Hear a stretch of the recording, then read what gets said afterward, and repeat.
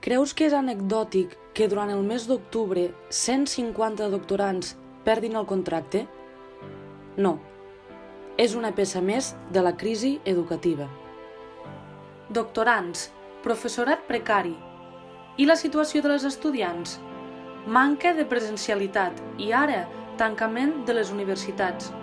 Escletxa digital, ingerència de les empreses a les universitats, pèrdua de qualitat, matrícules abusives, manca de beques, pràctiques no remunerades, disminució d'hores de docència en català, falta de perspectiva de gènere.